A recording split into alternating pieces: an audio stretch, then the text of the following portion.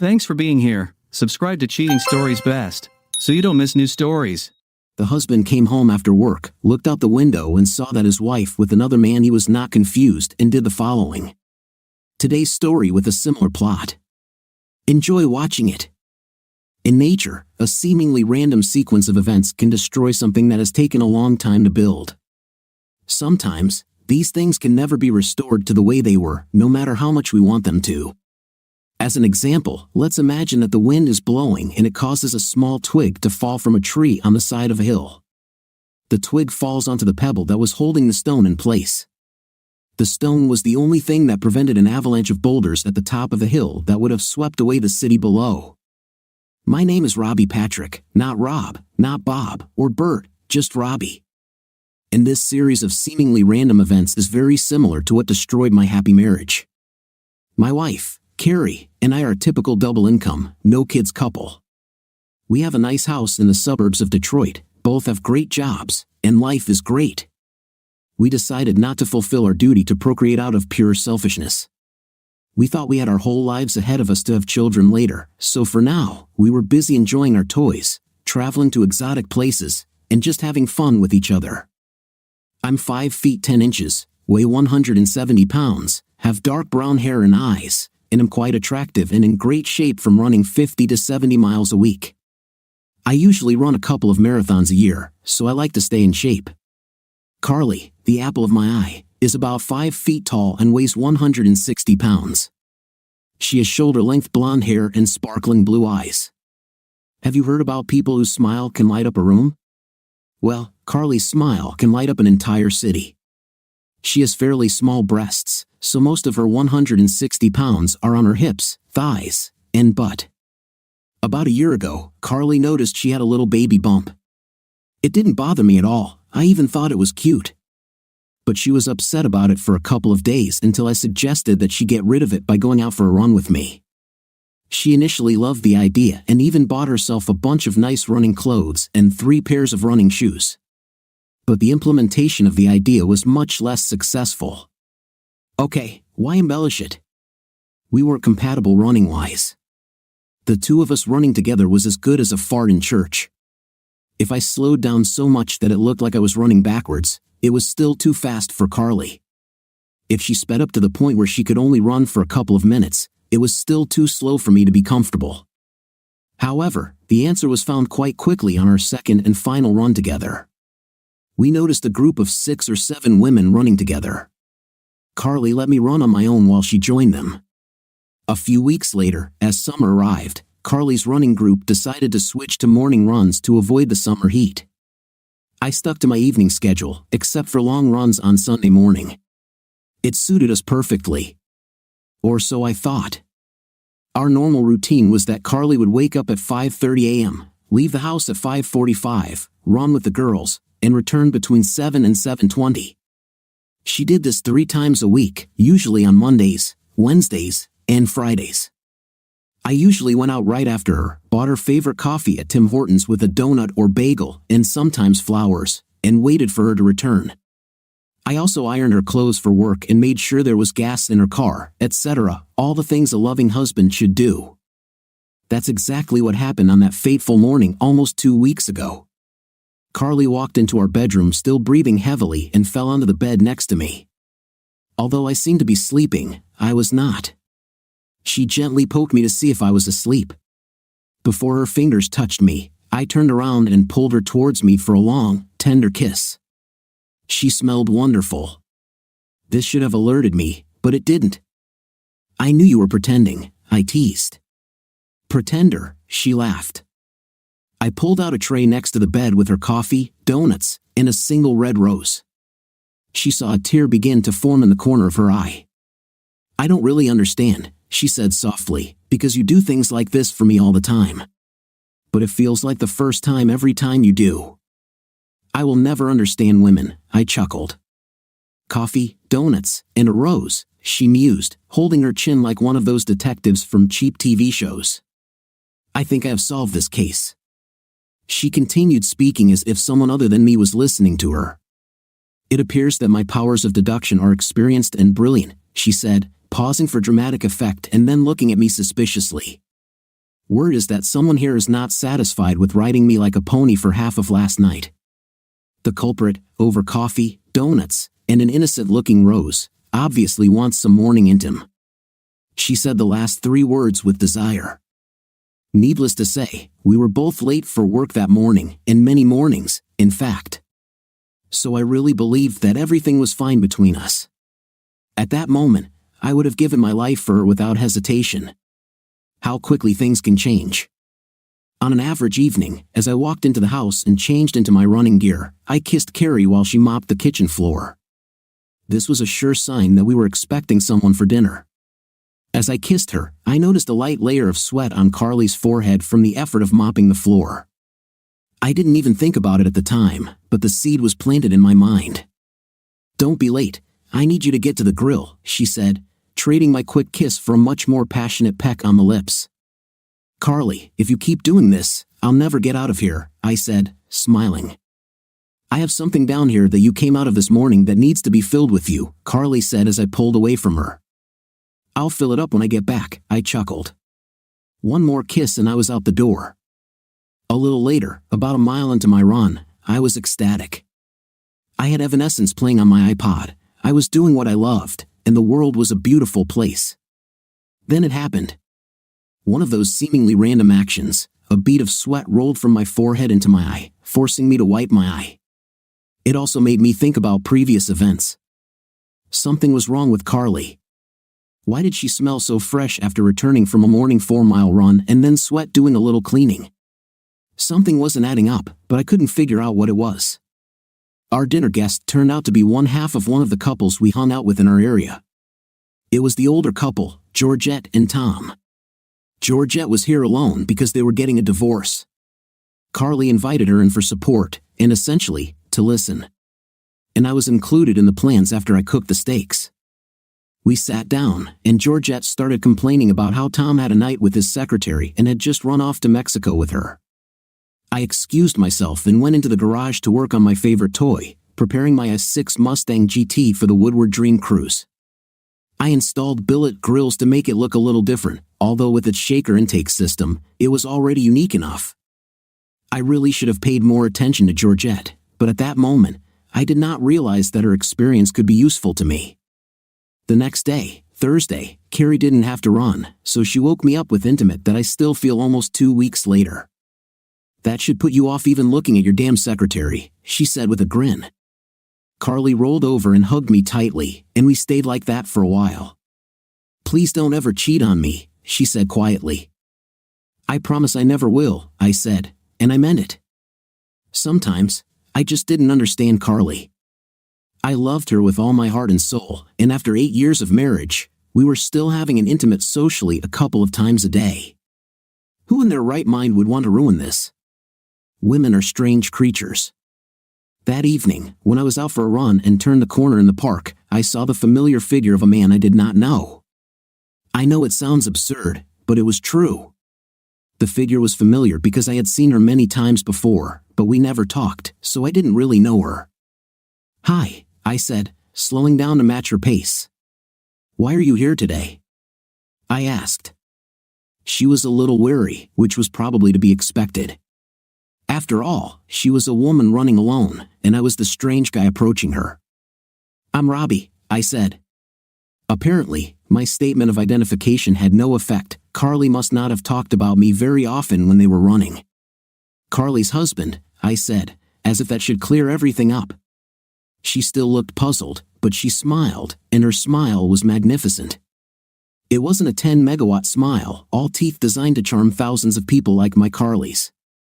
No, it was a subtle, toothless smile that involved her beautiful green eyes and even her nose, meant exclusively for one person, and that person was me.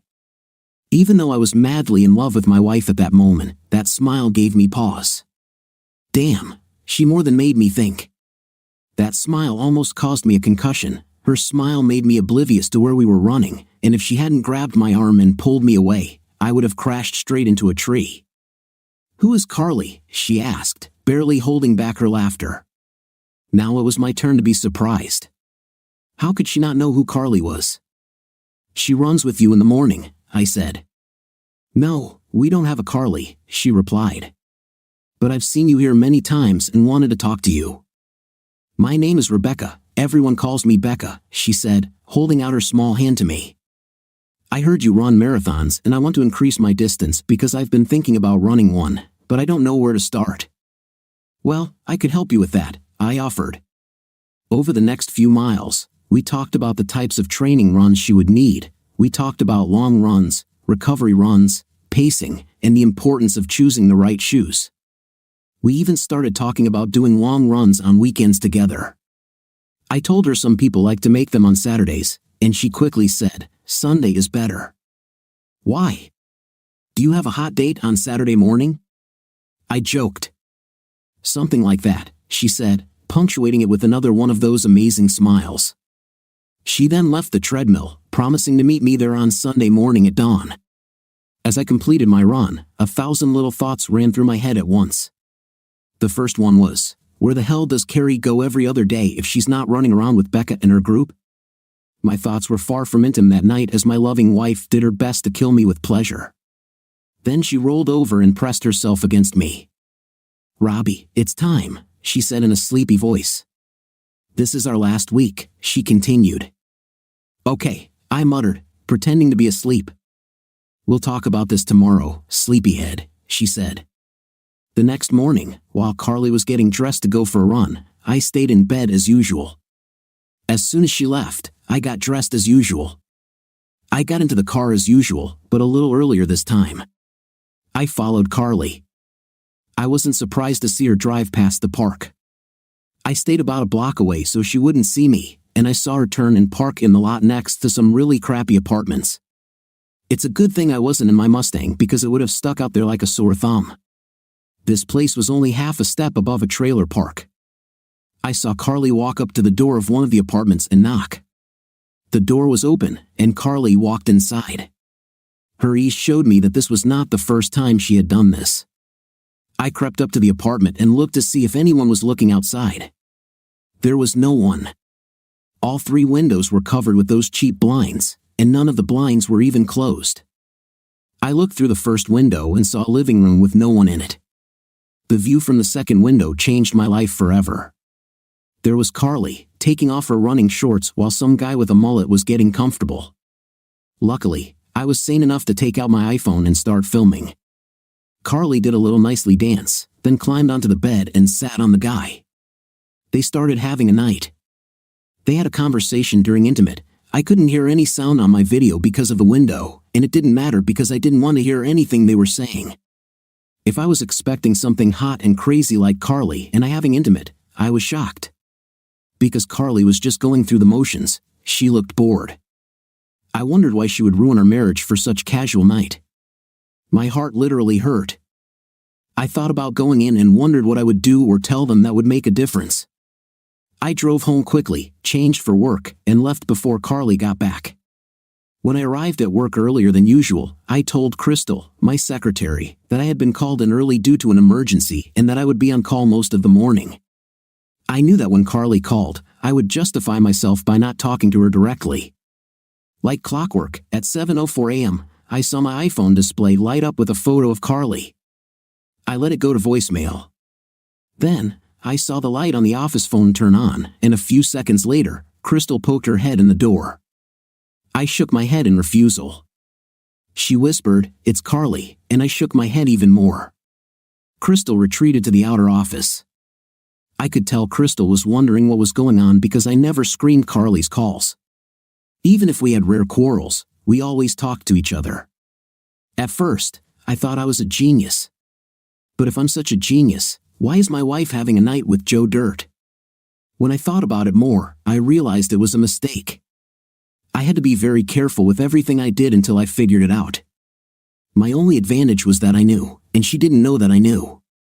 Maybe she was going to tell me. Perhaps this was what she was talking about last night. Her exact words were, "The time has come, and we have about a week left." Okay, stupid, I thought. I don't need a week. If she needs a week, I can do it in 3 days. I called John Berman. John was an old friend from college and, before he was an excellent lawyer, most recently worked for the American Divorce Association for Men, specializing in ensuring that men were treated fairly in divorce cases. "Hi John," I said into the phone. "Robbie, how are you?" he answered, low and to the side. My cheerful answer hid my true feelings. "This is not a social call," I said. "Do you have a friend who wants a divorce?" "Yes, I am," I replied. "Okay, tell me another one," he laughed. "John, I'm serious. Carly is cheating on me with some trashy redneck," I said. John's demeanor completely changed, and he became very serious and professional. "Robbie, you're going to need evidence that we can present in court or use to our advantage. I have a great private investigation firm on board," he told me. "They won't need you near the computer?" "John," I asked. "Of course," he replied. "Give me your email address," I said. I downloaded the video from my phone to the office computer and sent it to the email address John provided. "Damn, Robbie, I'm so sorry. I thought you were joking," he said. "John, I need the divorce papers ready to be filed in 3 days," I told him. "Monday morning at 7? For sure?" "Wow, you're not kidding me," he said. "No, that's Carly's job," I replied. "Well, you don't have kids, you still keep separate bank accounts," he muttered. "The house was yours when you met," he added. "Okay, I'll have to work overtime, but I can do it," he said confidently. "Thank you, John. You saved my life," I said. "Robbie, are you sure you want this?" "I mean, you and Carly are the happiest couple I know," he said. Maybe she had no control over the situation. Maybe it was an isolated incident, I replied. "Bye, John. Call me on my cell if you have any problems," I said before hanging up. I then called the lock replacement service and got a quote for changing the locks. When I told the guy I needed to change both locks on my house at 6 a.m. on Monday morning, he froze. I got the impression that he thought I was going to do something illegal, so I explained the situation to him and told him that I would have ID and documents to prove that I was the owner of the house. It looks like he also got burned by something similar because not only did he agree to do it, but he also agreed to do it for free. Then I thought about calling a moving company and packing her things neatly into boxes, waiting for her in the front yard. My second thought was screw her, let her wait until the court orders me to give her access to the house so she can come and get her things. My third thought was to throw all her crap out onto the lawn and turn on the sprinklers, then all our nosy neighbors could watch and come over to find out how this traitor got into this situation. I decided to go with the first option. It was the most professional, and I really didn't want revenge against Carly or her lover, Lil Abner. I just wanted my heart to stop hurting and for this all to end. But one thing was for sure, I would never get involved in a relationship with a woman again for the rest of my life. I will stick to easy relationships. I've always preferred to pay up front rather than pay for it later. By lunchtime, Carly had called my cell phone 18 times and left 4 messages for Crystal. I don't think Crystal or I were surprised when she came to pick me up for lunch. The big surprise was when I wasn't there but his car is still in the parking lot, Carly said. They all drove off in Dave's new SUV, Crystal said with a very serious face. I have to give Crystal credit. She may not have known what was going on, but she knew whose side her bread and butter was on. I knew I would have to talk to her eventually, but I was hoping to put it off as long as possible. I also planned to work late that night. John called me back. He wanted to discuss the details, and he told me that his private investigation agency had earned its money from the iPhone video. They were able to get the address of the apartment and from there, the guy's name and the fact that he was married. How will this help me, John? I asked. The most peaceful people can sometimes be the craziest when it comes to legal matters, John said. You're asking for an amicable, no contest divorce. What's yours stays yours, what's hers stays hers, right? But that's fine until she starts crying, doing all those girly things, claiming you abused her or neglected her and basically forced her to cheat as the only way to get her emotional needs met. Then she asks for counseling to try to save the marriage, and then you're trapped because you might end up in months of counseling, listening to this stupid shit talking about how she tried to justify cheating, and the counselor will adore her for opening up and expressing her feelings because it makes him seem like he's doing his damn job. The court may end up giving her a better deal on division of assets. She most likely won't get your house because it was yours before you met, but any assets acquired during the marriage can be divided down the middle, he explained. That's fine by me, I said. I just want her to go away. Oh really? John said. So would you be pleased to see her trailer park boyfriend cram his mullet into your Mustang? Hell no, I'd kill them both, I replied sharply. So we need to be ready to bring out the big guns if she forces us. Just leave it to me, it's my job, he said, and then hung up. Since I knew Carly would be home soon, I called and left a message on the home phone that I would be back very late because we were having problems at work. I called my home phone instead of her cell phone because I didn't want to talk to her. I tried very hard to make my voice sound normal. We think stupid things at the strangest moments. While I was leaving the message, Carly's words from the previous night came back to me. Please don't ever cheat on me, she said. Maybe I should have asked her the same thing, but then it would have been too late. After work, I went to a club with some guys. We stayed there until most of them decided it was time to go home. Since they were still married, I wondered how many of them had been subjected to the same treatment as me. I walked into my house at the extremely late hour of 7:15 p.m. The sun hadn't even set yet. Carly made a full range of complaints about me not calling her back, where I was, etc. She tried to hug me, but I pulled away. I then reminded her that I should have been in the garage getting my car ready for the dream cruise the next day. I haven't seen you all day and the first thing you mention is the car, she complained. You don't love me anymore, she said jokingly. She had no idea how prophetic her words were. Of course I do, I lied. It's just been a really long and shitty day. I have to leave really early in the morning and I'll be there all day, I said. So, continue, I really need to wash and polish the car now, I said. Okay, honey, she said. I'll make us a quick dinner after you're done and then you can bathe in front of me, she said with a wink. There was no chance that I would find myself in her arms again. Is she an intimate addict or something? I stayed in the garage late into the night, and luckily, Carly was already asleep when I walked into the house. I set the alarm on my watch to wake up after only 5 hours of sleep and crawled into bed as far away from her as the size of our bed would allow. That morning, I left again before she woke up and in an act of genius, I left my iPhone on the nightstand next to our bed with a word processor open on the screen.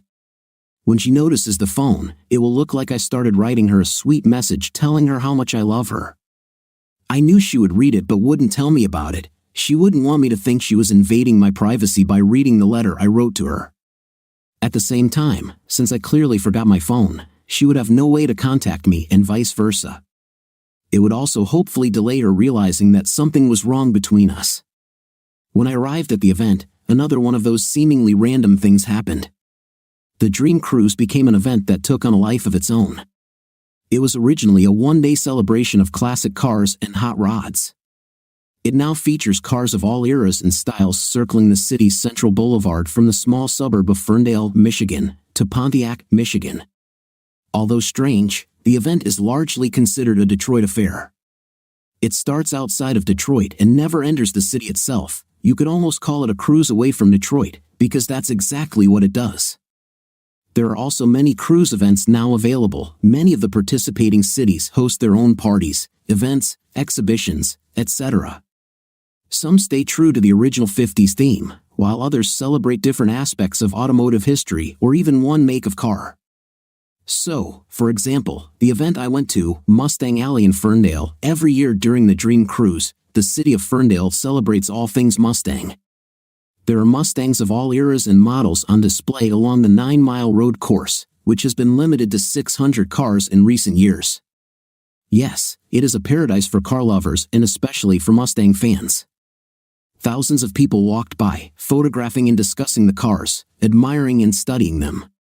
As I parked somewhere in the middle, I noticed a now familiar pair of legs. Their owner bent over, and her legs ended in a beautiful heart-shaped but that I had not noticed before.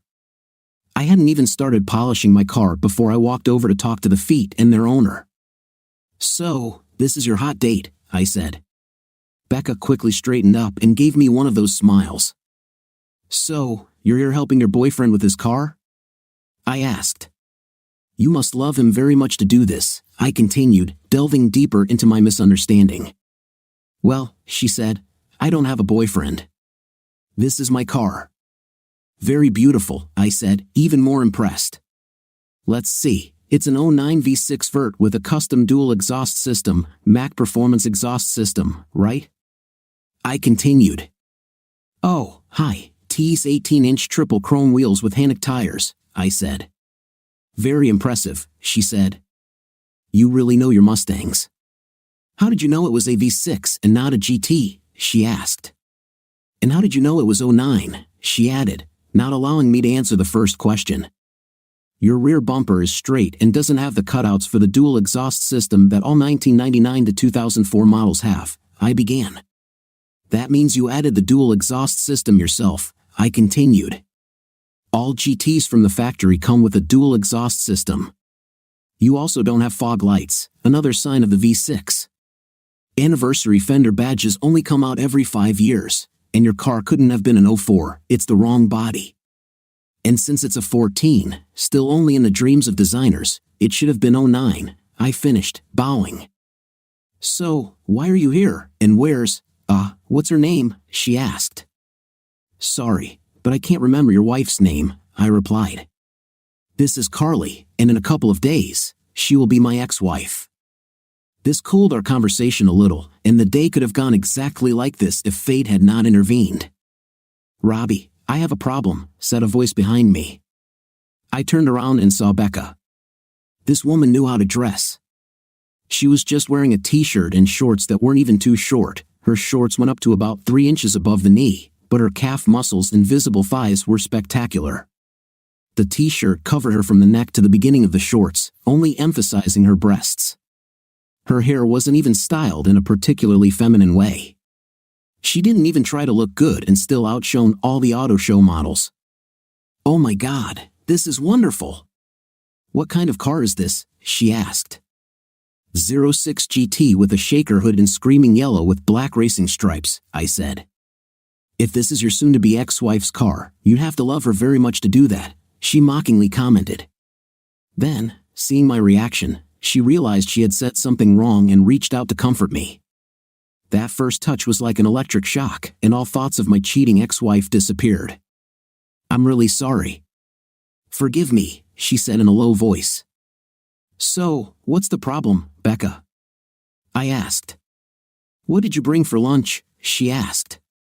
I was confused and felt a little stupid because I hadn't brought anything, and it had been a long, hot day. There's a McDonald's up the street, I suggested. So, you're going to run back and forth to McDonald's all day when your neighbor across the street and friend brought a gourmet lunch and a trunk full of healthy food and snacks, she asked. When you say it like that, I started, yeah, that's what I'm going to do. Why would you do that when I'm willing to share? She asked.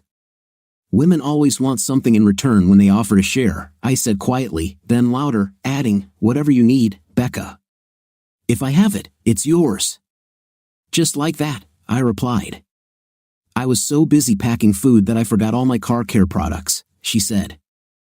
I need quick polish spray, chrome polish, tire gel, and glass cleaner. I went to my trunk and gave her everything she asked for. She had never used tire gel pads before, so I showed her how to use them, and she was amazed at the shine they gave to her tires. And also this way, you waste less product, I told her. We spent the rest of the day sitting in my car or hers, talking. I don't remember how many people came up, or even if anyone came up at all. We laughed and ate and talked about everything from running to cars to my upcoming divorce. She understood more than I gave her credit for because she had gone through exactly the same thing 4 years ago. That's why she didn't have a boyfriend. She didn't want to repeat it either. When it was time to leave, I didn't want the day to end. I started asking her for dinner, but I thought it would be inappropriate given the circumstances. So we said goodbye. Were my eyes deceiving me, or did she smile a little wider when she said, "See you in the morning"? When I arrived home, Carly was waiting for me.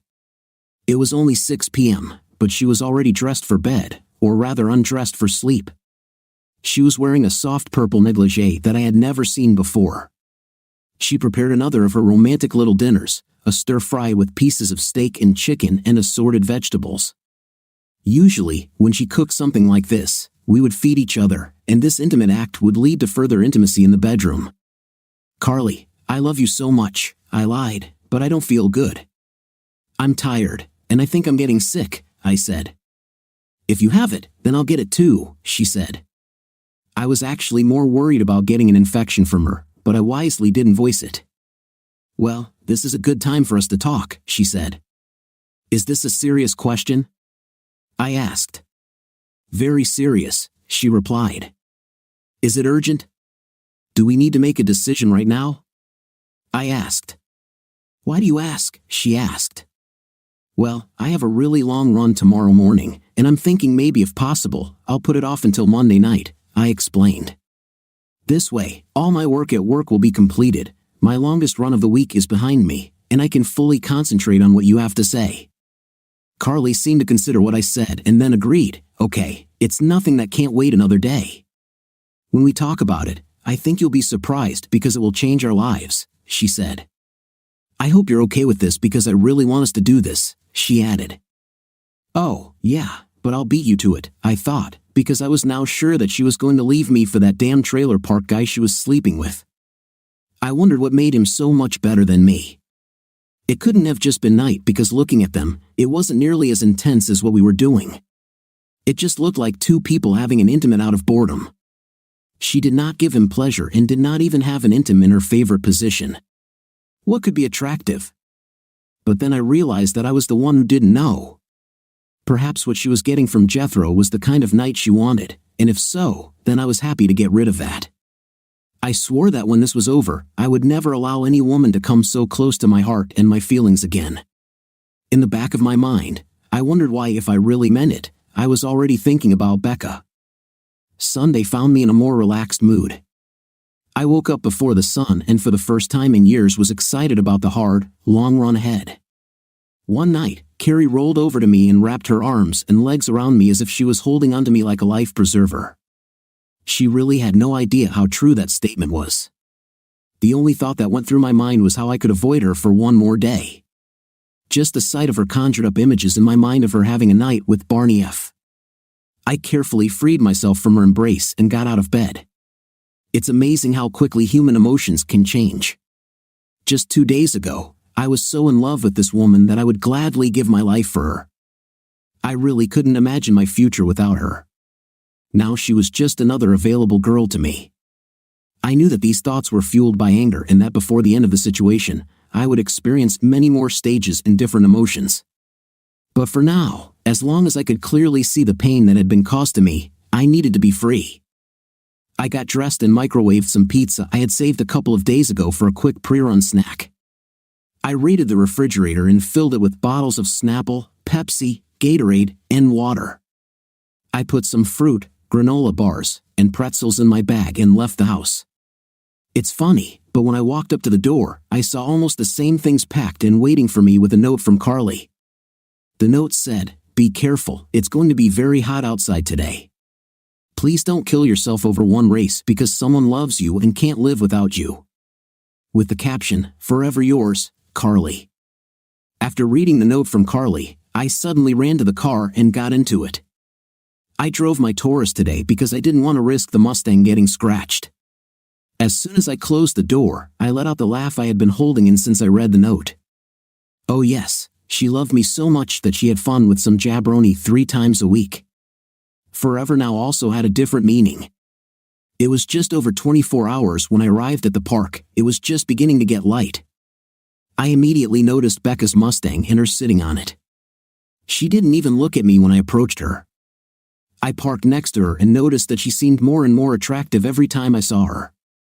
When I got out of the car, she recognized me and her face lit up. "I was looking for a yellow Stang," she said with a smile. "I didn't want him to sweat," I answered with a smile.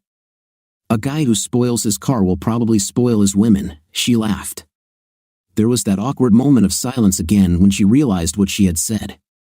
She opened her mouth and began making strange movements with her hands. "What are you doing?" I asked. There was amusement in my voice.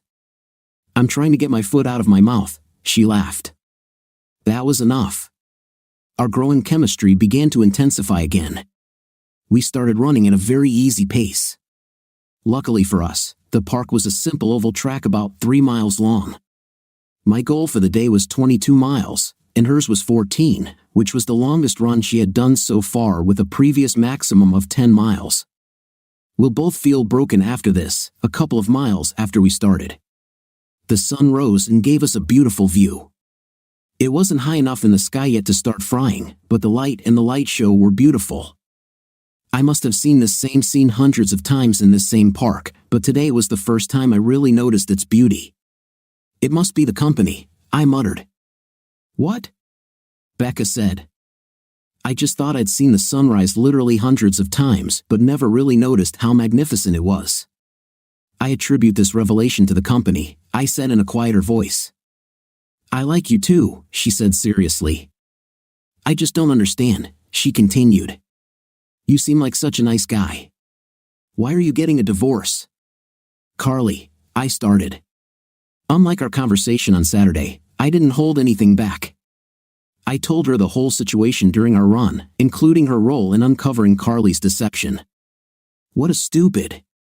She blurted. Sorry, she said. It just came out suddenly. I looked at the lap counter on my watch. Becca, you should take a walk to cool down, I told her. Oh, trying to get rid of me? I'm sorry for calling your wife a. But if the woman I married was half as nice as you, we'd still be married. Nothing would tear us apart, she said decisively. Becca, I'm not trying to get rid of you, I said, pointing at my watch. We just ran 16 miles. Oh, she said. I'm sure you have things to do today. It was a great run, I said. I left the trunk open, there are drinks and snacks in there, so you should grab something and start recovering as soon as you can, I said. Becca slowed down and crossed the infield past the tennis courts. It was a faster route back to the cars. When I finished that loop, I still had 5 miles to go, and I noticed that Becca's car was gone. I finished my miles and was so exhausted that I barely made it to my car. I took a Pepsi out of the trunk and noticed that my refrigerator was missing. In its place was a note that read, "Picnic area, large oak tree." I was too tired to walk, so I drove the half-mile to the picnic area. It couldn't be seen from the road, so you had to know where it was. Becca's car was there, in my refrigerator. Suddenly, I could walk comfortably again. I don't know how she did it or where she got the paper plates and stuff, but Becca turned my fruit and snacks into a cute little breakfast. She stood at the picnic table in the shade of a tree, doing post-run stretches. I could stand there and look at her for hours while my legs cramped and not say a word. There you are, she said, breaking the silence. Did you miss me? I thought you went home, I said. I was so tired I could hit you, she said, but I wasn't ready for it to end yet. I walked over to the table and picked up a Snapple, continuing to look around. What are you looking for? Becca asked, taking a long sip of my Pepsi. Oh my God, was this for you? I thought you somehow found out about my crazy love for Pepsi and brought it for me, she laughed. We spent a couple more hours there, discussing everything we could think of before heading home. When I got home, Carly was waiting for me. She seemed very skilled at feigning concern, maybe she really was worried. I've heard that some people can love 2 partners at the same time but in different ways.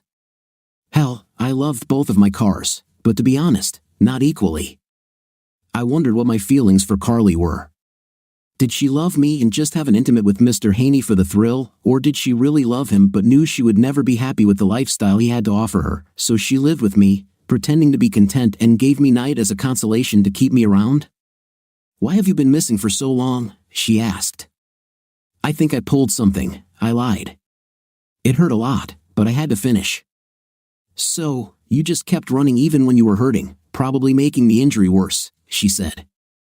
She was either an Oscar-worthy actress or truly troubled. In any case, I found my way out. She filled the bathtub with warm soapy water for me and gave me Tylenol for the pain. I was going to ask you to come with me to my mom's for a while today, but I'll call her back and tell her we'll come next week, she said. Why don't you go? I'll probably just sleep most of the day. You can meet her, and you won't have to wait until tomorrow. You'll usually be home in about an hour, I said, then realized that I had almost given myself away. I mean, you don't have to wait until next week, I quickly corrected myself, trying to cover my mistake. No, "I should stay with you," she said, looking at me suspiciously. "Carly, let's go," I said firmly. I really believed she was going to go to Goober's to have an intimate, but I didn't care where she went or how long she stayed, as long as she was back here by 7 tomorrow to get her divorce papers. I was still trying to decide if I wanted her to be here or not. I took a long bath to recover from my long run. Then I actually went to bed and tried to sleep, but I was too excited. My thoughts were about Becca, and not all of them were pure ones. What was the difference? I asked myself between what Carly was doing and what I thought I was doing. The only difference I could see was that Carly did it. I didn't even consider it or anything like it until I realized there was no way I could go back to my old life with Carly. As I closed my eyes, my head was filled with visions of Carly and Goober Pile having a night next to me on the bed. They were so quiet and boring that I didn't wake up. Then she told me that we were going to have a baby, but she smiled when she said it, so I knew it wasn't my child. When the child was born, he appeared wearing a straw hat and chewing a stalk of hay. I finally fell asleep, so I don't know what time Carly got back. She may have only been gone for an hour or two, or she may have been out all night, although I doubted it because there was food on the nightstand, and Carly didn't eat after 9 p.m. There was also a book open on the table, which meant Carly had spent another night without Intim, so she was probably ready to head to the trailer park with her true love, Sam Ducker. I looked at the glow-in-the-dark alarm clock face and counted down the seconds until the alarm sounded, ending my marriage. It's not too late, I told myself. You can still cancel this. Carly wrapped her arms around me again, as if I really meant something to her. Maybe I should have bought a cowboy hat, I thought. Her actions aside, lying here with a woman who seemed to worship me felt so good, especially when she was just bending over me, taking what must have been an awkward position just to be closer to me. Then the alarm went off, and I felt the tension run through Carly's body. I decided that Carly's actions would determine the game. If Carly doesn't leave today, I'll still confront her about it, but I'll try to save our marriage. But if she leaves, everything will end between us. I will not influence her decision in one direction or another. It will be her choice. She will have to choose between us, me or him. Carly started to stand up. I don't know why, but I had tears in my eyes and basically threw my own rules out the window. "Why don't you stay home today?" I asked. So much for not trying to get her to stay. "Maybe next time, honey," she said, kissing me. "But today, I really have to go." "One run more or less won't kill you," I replied sharply. "This one is very important," she said. "It's just something I need to do." And so, as they say, the die was thrown. Watching Carly get dressed for the last time really made me sad. Sure, she put on a few extra pounds over the past year. While she was running 3 times a week, she still gained weight. But I didn't care. Until 3 days ago, she was still the prettiest thing in my universe, and I really missed what we had, even if it was a lie. "Do you feel better?" she asked, kissing me lightly on the cheek. "Physically, probably," I muttered. "That's what I need." "When I get back, take off your clothes and be ready for me," she said with a smile. "And don't forget, we have a conversation tonight," she added more seriously. As soon as Carly's car drove away, the trucks pulled up and John's Lexus arrived. I opened the door, and the men began to enter the house while I was getting dressed. One guy started working on the front door while the other started working on the back door. Besides John and me, there were only 6 men in the house. Somehow, I expected more. They quickly packed everything that even remotely resembled Carly, including all of her toiletries and bath accessories, into very nice boxes and labeled them so that almost any item could be easily found. They left about 10% of the boxes on the front porch and loaded the rest into a large truck that followed Carly wherever she wanted, even unloading it for her. I tried to be as nice as possible. For the first 7 years when we were truly happy, I couldn't help but cry as I took it all in. They finished in less than 30 minutes. John introduced me to the bailiff who was to serve the divorce papers. I shook his hand and ran to my car. I quickly went through my usual route and bought Carly her favorite coffee and donuts one last time. I got back by 6:55, got new keys to the doors, and watched as everyone except the driver and loader of the remaining truck drove away. John told me that everything, including the restraining order for the building where I work, was in effect because of his former friendship with Carly. He didn't want to be here, and neither did I. As we drove off in different directions, I saw Carly's car pull into the yard. I don't know why, but I stopped halfway down the street to look. I saw her walk up onto the porch. She looked really happy.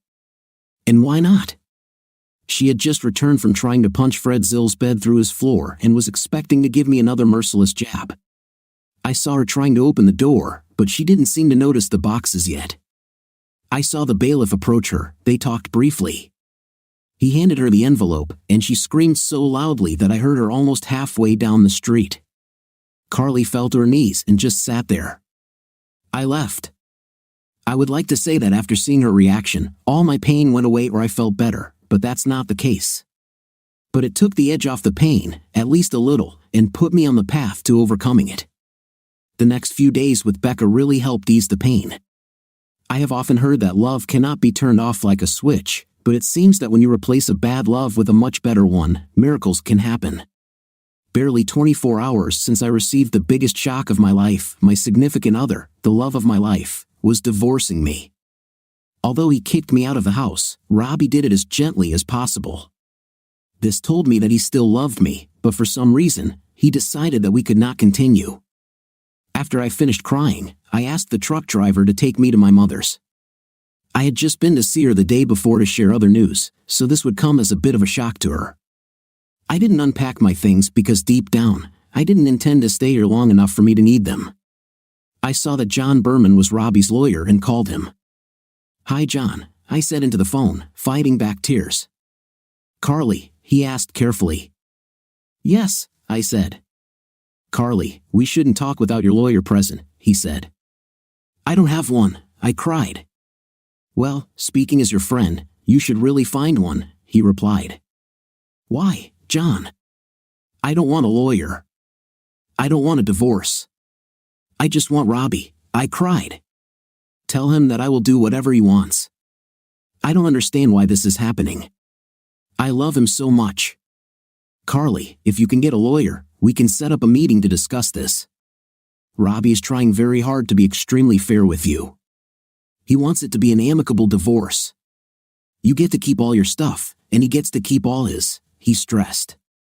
"The only thing I want to keep is my husband," I said with tears. "He only wants the house and his Mustang. You can take everything else, including all the furniture. Plus, even though you bought your car together, he wants you to keep it," he said. "Why is he doing this?"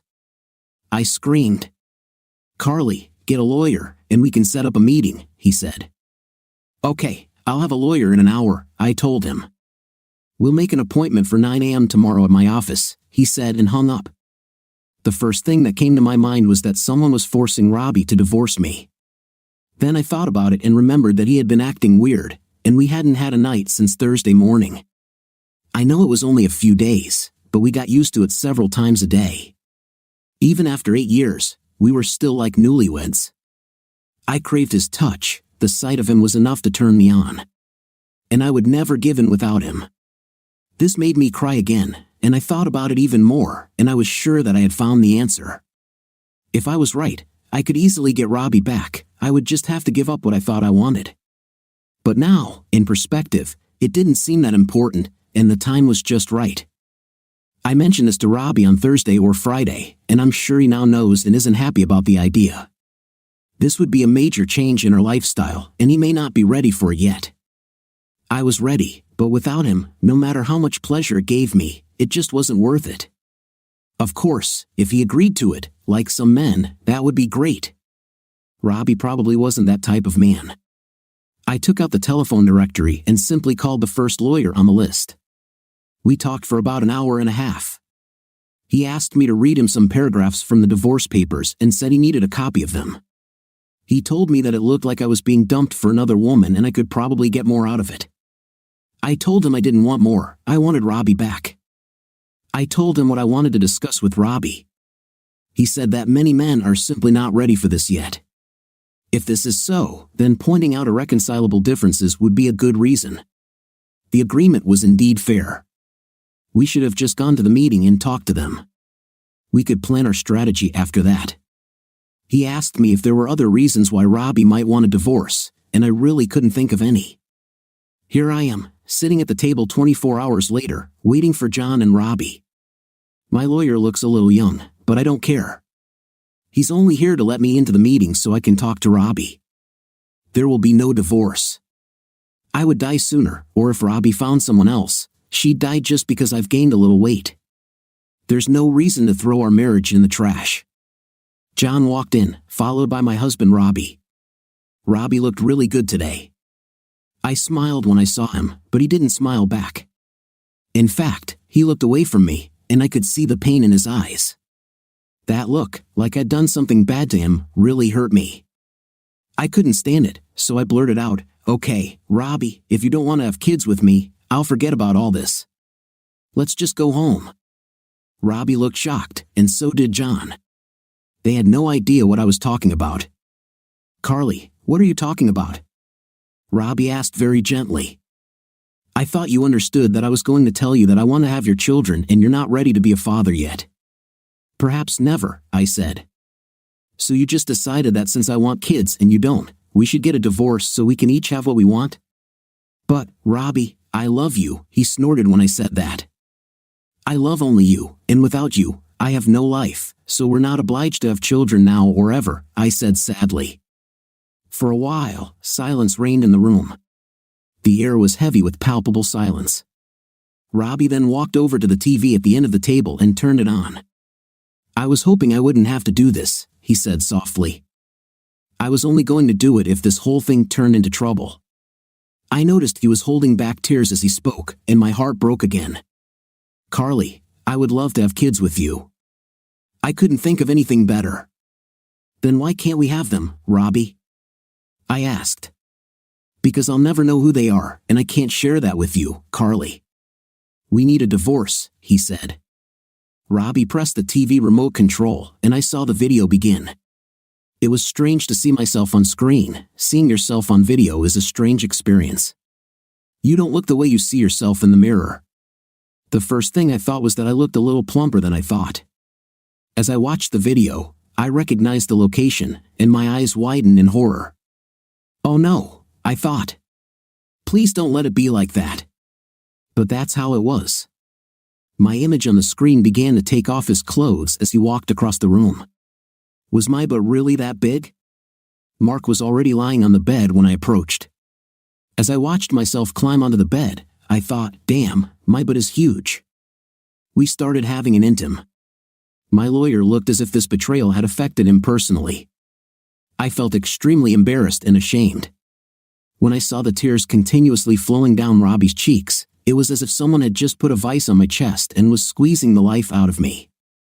Suddenly, it became clear that I could lose him for real and forever. Until this moment, none of this made sense. It was just a dream, a nightmare from which I had to wake up and return everything to its place as it should be. I wasn't going to give up without a fight, Robbie. It's not what you think. I can explain. Robbie just sat there with his head on the table and cried, not even looking at me. John suggested, although this was not a trial, that we take a break to discuss the situation.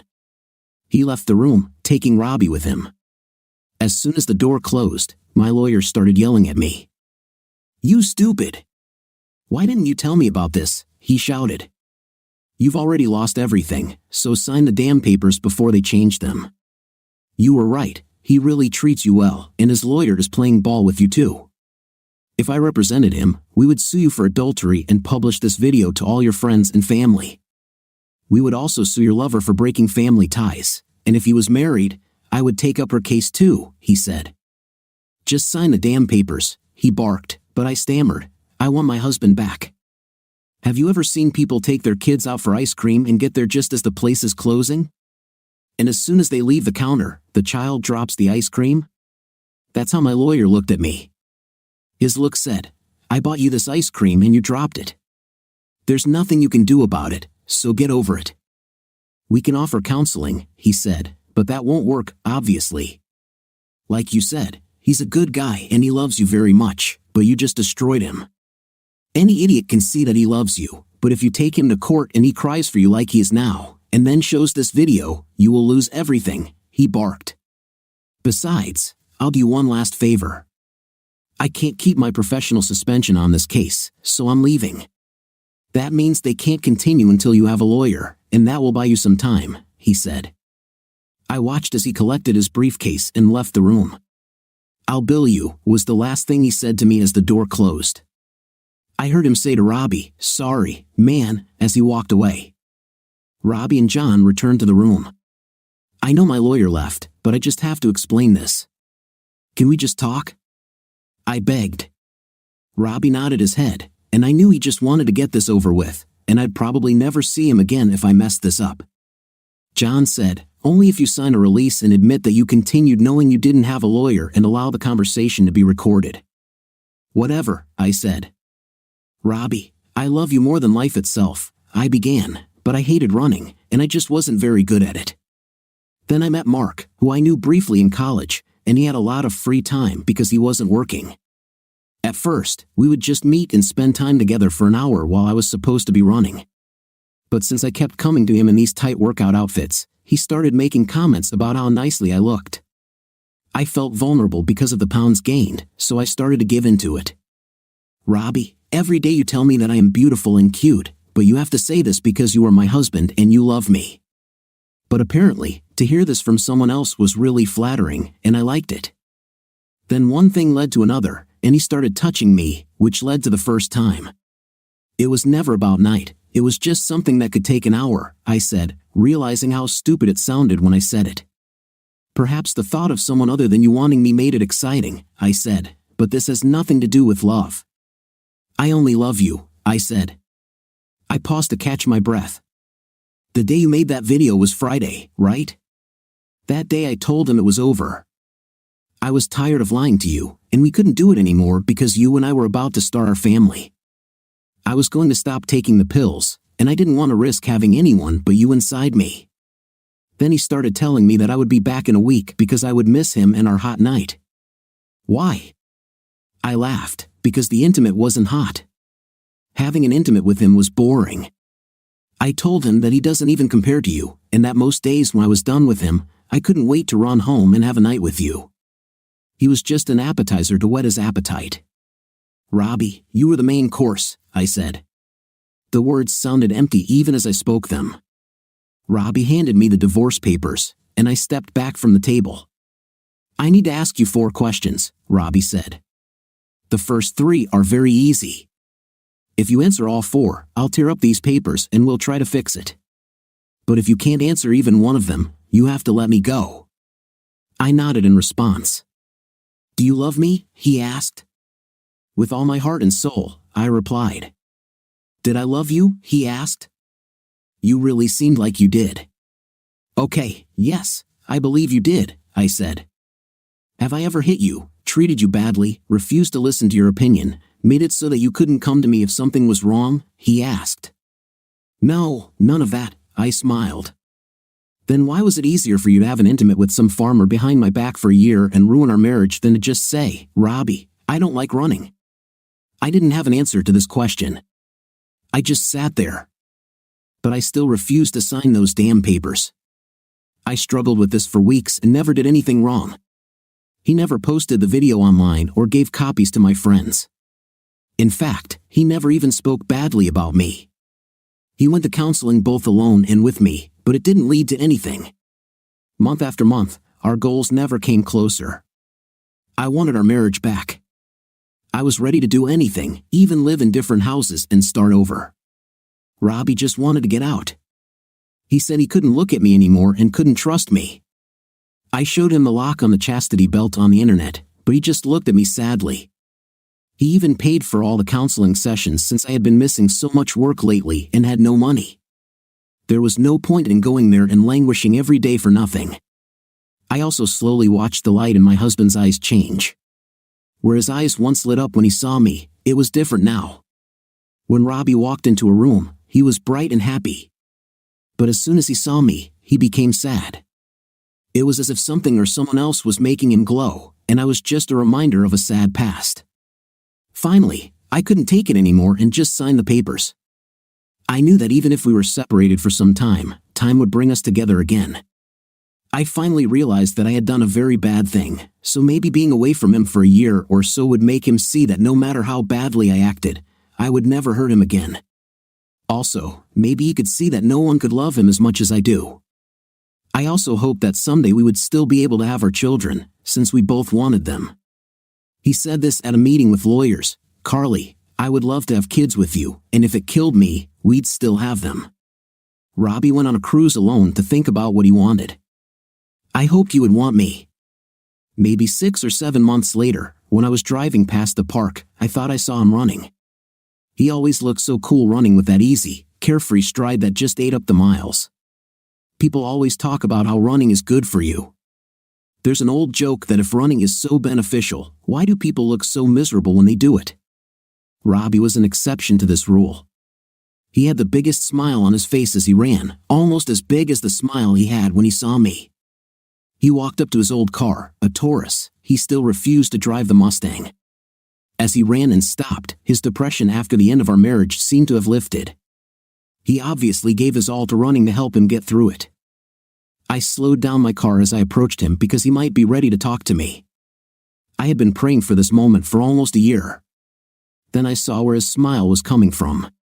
She came running down the path almost as quickly as he did and just as gracefully.